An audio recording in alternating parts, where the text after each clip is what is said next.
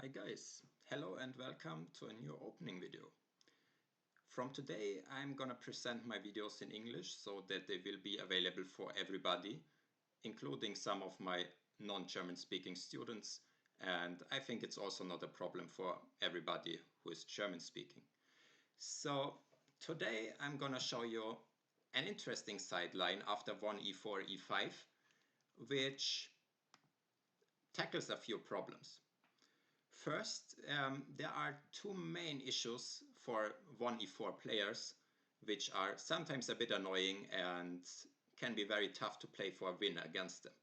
The first of them is the Petroff defense, which sometimes leads to very symmetrical and very boring positions. For example, after knight e5, d6, knight retreats, knight e4, d4, we enter some positions which are similar to some exchange French, and it's not a big fun for me, and everything is kind of symmetrical, and it's not easy to enter some imbalances and to sharpen the game.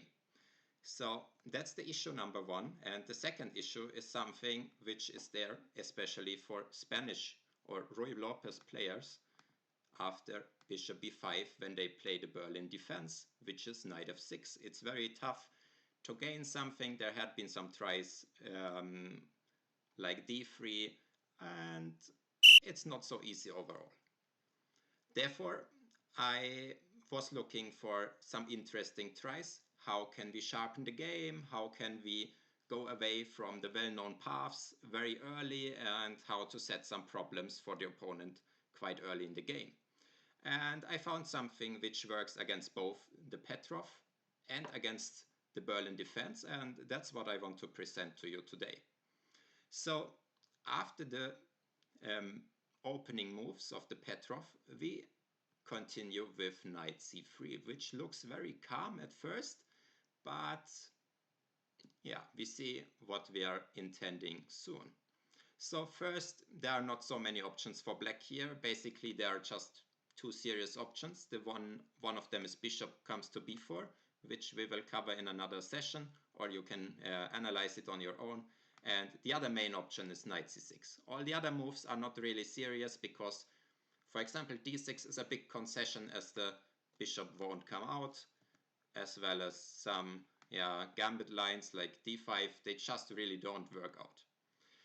And apart from this, there are no moves, so black usually goes knight c6, which is by far the most common move here. And we continue with bishop b5, and there we also see we could enter this from the Spanish when he responds with knight f6, and then we could go knight c3, which enters basically the same position. So there we are. This is our starting position, and today we are gonna have a look at one possibility by black, which is bishop c5. In the next videos, I will cover the main move bishop b4 as well as the interesting knight d4, but for today we will just go along with the normal looking developing move bishop c5. And here is already the situation where we can really sharpen the game, and this is something we love to do, especially if the opponent wants to bore us with some Petroff and he wants to have a solid game, but in this case we get a wild fight and the game becomes very interesting. So our move here is knight takes e5. We just take the pawn, which seemed to be protected, but of course we are ready to go d4 afterwards and regain the piece. So let's see what are the options by black. We will study this position in detail so that you will not be surprised from here, and we will also check some sidelines so that you can be sure to evaluate which is a good move, which is a bad move in this position, and really to get all the details. So let's start with some dubious lines. For example, bishop f2. I think it was played several times, but it actually is not good, and white gets a very good position. So of course we take the bishop and he takes our knight. Black is pretending that he achieved something because he weakened our king, but at the same time we also get some big pluses, which is the strong center. And after d4, knight g4 check and king g1, white is already winning according to the computer, because the knights, they are very clumsy here, and maybe we kick them back later, or we also kick the other knight, which might even be the threat to win a piece here, and when the knights need to go to h6 or even go back to the 8th rank, black is in huge trouble. And our king is not insecure. The only issue is that our rook is not in the game yet, but apart from this, we have an excellent center, we have excellent development, and we will push back the knight. So here basically white is winning, so no need to be afraid of bishop f2.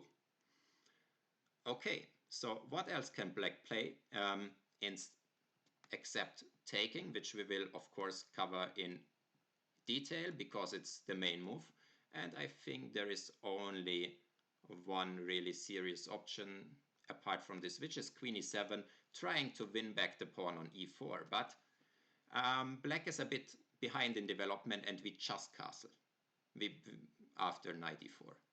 And here there are some issues. He needs to be a bit careful because we expand in the center more quickly. Maybe d4 is coming, and if he takes on c3, we also get a strong center, and his bishop is kind of stuck. He doesn't want to put it to b6 because it does not doing anything, and if it goes to d6, it's hard to get the bishop on c8 out. So meanwhile, our rook is coming to e1 with gain of time, bishop g5 coming, and white has a very easy game here and is much better. So this is not really dangerous. Black is spending just too much time to regain the piece, to regain the pawn. And there is another line which might be interesting for you, which is castles, which is kind of a Stafford gambit, just giving up the pawn, but white can get a huge advantage with two more precise moves, which are bishop takes c6, and after d takes c6, which is the Stafford style move, we just play f4, and there is no way to kick our knight, and we can easily cover some mating threats on queen d4 with queen e2, and we're just ready to consolidate, and there are no issues. We just stay a pawn ahead, and we will finish our development. So let's check out the main move, which is knight e5. And after this, we play, of course, d4.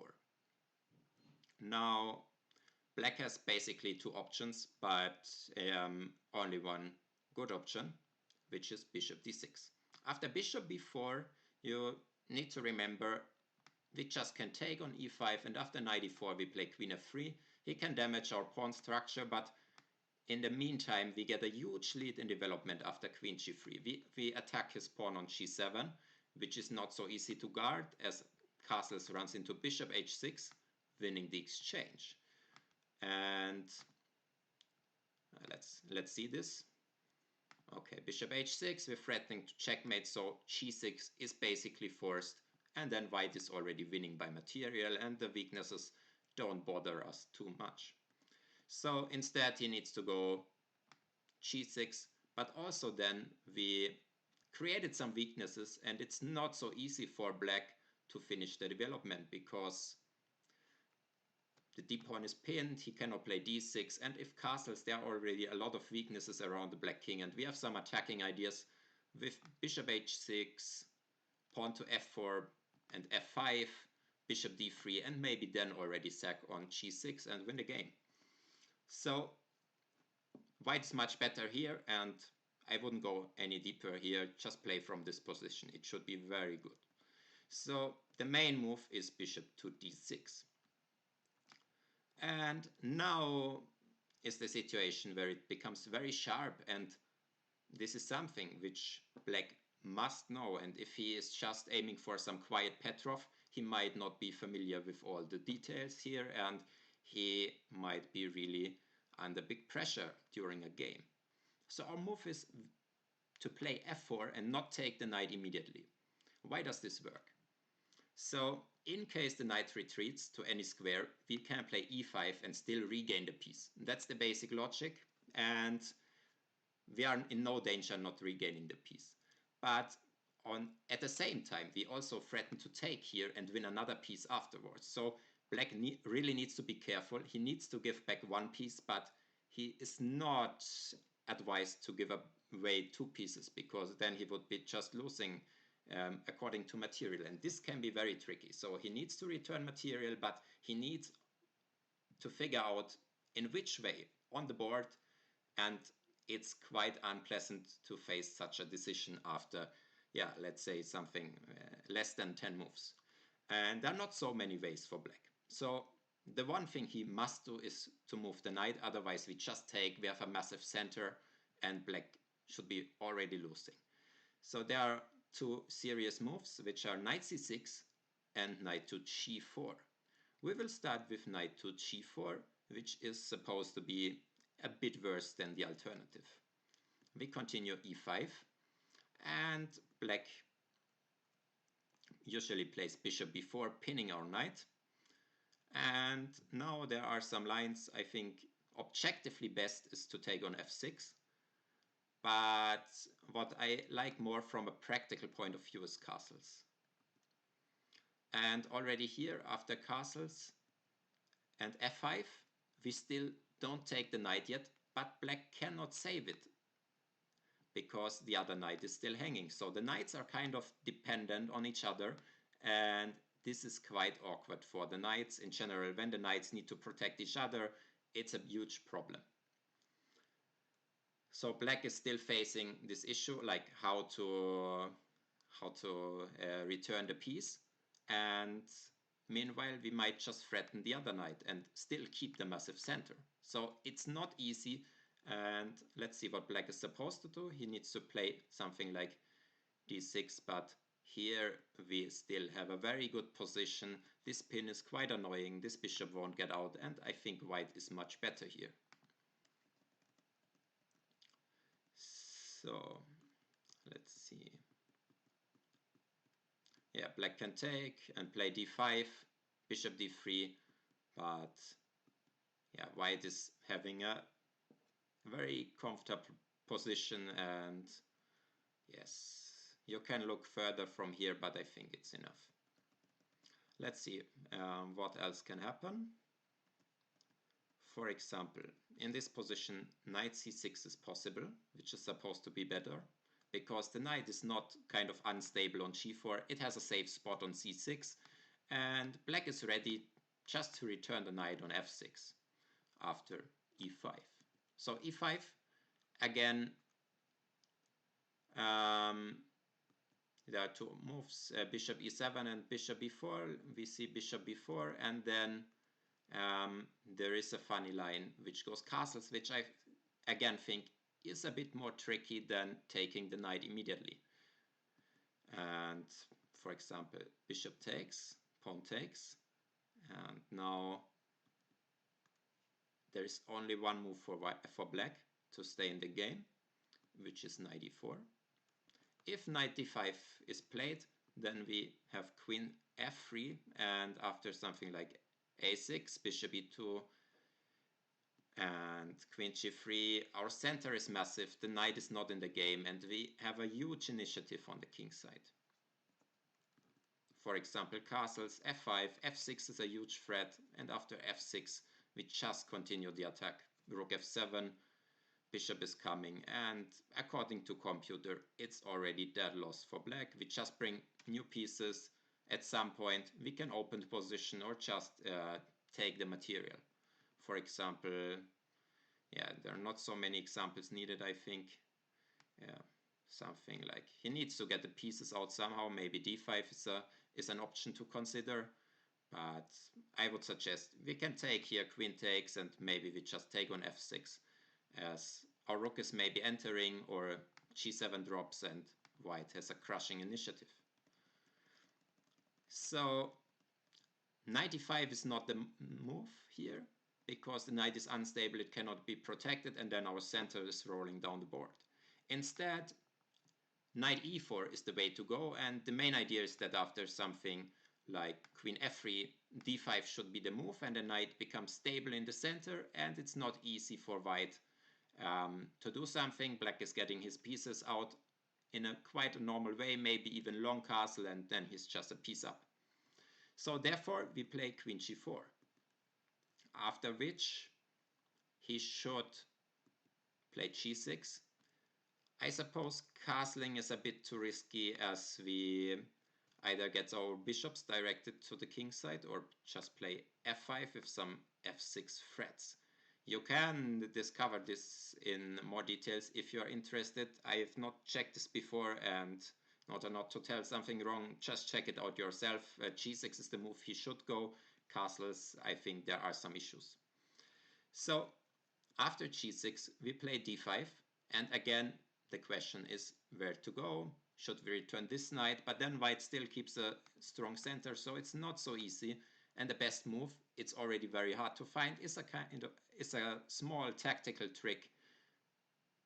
And yeah, if black doesn't know it, he might just move the knight, which is already a big problem. White is having a massive center. White is maybe crushing with f5 at some point, and the only way to go is queen e7, giving up the knight, but at the same time he would be ready to pick up our bishop with the double attack, queen c5, attacking our king and the bishop. So we need to be aware of this, and that's why our best move is queen to f3. We attack the other knight, he can grab our bishop, but we continue with the development and we take the other knight while still keeping our huge center. And after knight e7, c4, queen a6, I honestly think white's position looks very intimidating for black, and I think it's not fun for black to play this in a practical game if he doesn't know exactly what's ongoing. In fact, black is fine here, but if he does not know his stuff very well, he is in trouble, and maybe even losing him one or two moves here.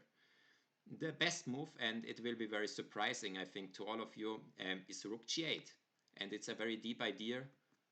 After rook e1 it's rook g8, and the idea is that the knight can go here, and after g4 it doesn't need to move, because if we take, he takes back with check thanks to the rook and winning our queen. But it's a very deep point. I think even grandmasters don't find this usually if they don't know it, because usually rook g8 looks very stupid, and if they don't find rook to g8 they might already be in huge trouble, because our attack is playing itself, our pawns are rolling down the board. We have ideas of playing f5 or opening the center like d6 would, I think, lose kind of instantly, because we just open and play against the knight on e7. I'm afraid like we take. I think he needs to recapture, probably rather with the queen, because if pawn takes, then the knight on e7 is just hopelessly lost. After bishop d4, for example, there is no way to protect it. And if the queen takes, okay, still we have pressure against the e7 knight, and probably the same tactics just work out for us. And yes, I see no real move. If he moves the rook, then we just play c5, queen goes back, and bishop f6, and it's all falling apart. And if castles, then something like queen e7 looks very, very good for us. We are a pawn up after all, and I think black is kind of forced to trade the queens, because his king is also very weak on the dark squares. So yeah, he's in huge trouble. After the queen trade, a rook enters first, and there is a problem on c7. But if he keeps the queens and, let's say, develops a piece normally, then either we trade ourselves and enter with the rook, or we might keep playing for more, like just move the queen here, maybe have some ideas with queen h6 or bishop f6, or maybe c5, distracting the black queen, and after this queen f6, I think it's very comfortable for white. So I hope I could give you a quick introduction to this line, and could get you motivated to analyze it a bit more on your own. This is just the first part with bishop c5.